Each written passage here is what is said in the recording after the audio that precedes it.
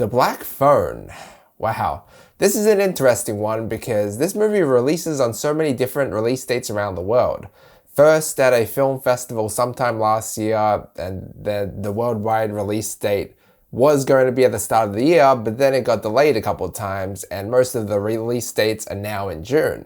Except for Australia, which is on July the 1st and the 21st. But I was lucky enough to get access to one of the many closed special screening events prior to the official release date here, which really isn't saying much because so many people around the world already got to see it.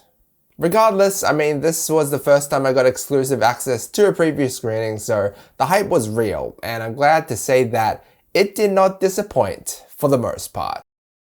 So The Black Phone is a mystery thriller about a sadistic masked killer who pretends he is a part-time magician and kidnaps little kids, sending them to his basement. And we get a closer look and idea as to who he is and what he does to them when he kidnaps Finney Blake, who tries his best to outsmart him.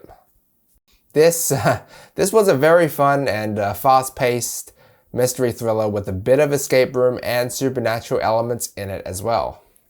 And it's also a horror movie with a lot of heart. First of all the young cast were great, and you learn a lot about the main character's family, which makes you feel more for these characters. And it certainly is a very realistic movie, I'll say that. Because a lot of the things that happen in this movie, especially early on, what to do with bullying, child abuse, and ultimately kidnapping, is a very scary reality for many people.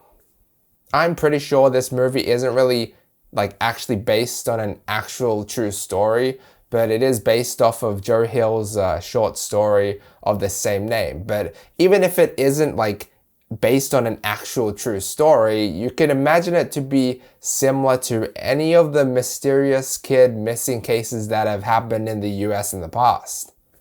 What also adds to the realism factor is the fact that since this film is set in the 1970s, there's some great 70s atmosphere. Sometimes you could hear them talking about the latest movie that released, or watching cartoons and playing arcade machines from that time. The sense of realism really captivated me. And the filmmaking, choice of cinematography, and the ominous score enhanced all of that as well. This is a very suspenseful movie at times, and that's exactly what you want from a movie like this. But I think the best part of this movie for me still has to do with the characters, especially the main ones. And that's where I feel like the majority of viewers will sympathize with. I loved seeing the way the main family interacted with each other, but also some of the characters at the start of the movie. More specifically, that Bruce Lee kid. Oh man, I wish he got more screen time though. And a big theme of this movie is growth and development. Seeing Finney Blake transform from a very shy, timid and weak kid to someone who can finally stand up to himself and face his fears. Yeah, I think that was probably the best part, because it just made the climax of the film that much more satisfying to watch. Though I'm pretty sure that's all the main praise that I can really give for this movie, because there are some elements that weren't as good, and after watching the movie in its entirety, it did feel slightly a bit underwhelming. I just feel like while this movie was really fun to watch, it could have been better. First off, and this is the one that I'm most torn about and the thing that I wanted to talk about most, but this movie is more of a psychological and supernatural horror rather than a slasher or a gory horror flick. Because a lot of things happen that only feel like they happen to keep the film more interesting and add a jump scare here and there for the audience, but they don't really feel like they're real in terms of it actually happening. Which is a shame, because it's it's not even real, it's inside their heads or something. It's like one of those instances where you have a dream and then you wake up and then you're like, damn, it's not even real. It does kind of make sense though, since if it's just a kid trapped somewhere, it won't be as interesting, right? But that's where the kidnapper should step in. Don't get me wrong, Ethan Hawke is menacing as hell as the grabber, and I really enjoy the scenes with them in them. But there just wasn't too much to his character. And I guess there doesn't really need to be, His presence is enough, but I wish we learned more about his motives and this little game that he plays, because we kind of don't. I mean, I just wish there was more to his character. There are also times throughout this movie where a phone rings, telling the protagonist what to do, and I was wondering the whole time what that meant and where it was all coming from. But in the end, there was no real explanation, and the conclusion I conjured up in my head isn't very exciting and doesn't really make too much sense. I still have questions even after the film has concluded. And that's not what I want.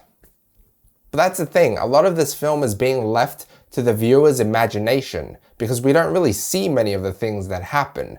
There are a lot of hints though, but most of the more gruesome and deadly acts are done off camera.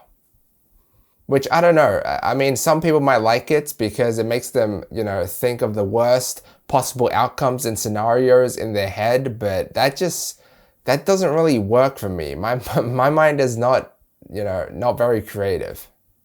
Like, I'd rather see that shit on camera than try to visualize it in my head, because I just can't, especially since it's just a movie where I don't know too much about this world. There are heaps of other movies like this one. So what makes this movie stand out above the rest? Like, what is this killer? A pedophile, an Ed Gein wannabe, a torture freak, a mixture of all the above, or somebody much more sinister? Like, I just need to know more. Ultimately, I still do recommend The Black Phone. It keeps you captivated most of the time and shows a lot of real-world scenarios, along with a lot of supernatural elements, which makes it much more scarier than it might appear on paper. It was a horror flick with a lot of heart, but I feel like it wasn't as good as it could have been, and some of the things that happened weren't real and only really appeared just to keep the audience on edge, which I know for some people, they might like that, but for others like me, they might not like it as much. I'm going to give The Black Phone a B. Guys, thank you so much for watching. Let me know what you think down below. Like and sub if you enjoyed. And as always, feel free to check out any of my previous videos. Until next time.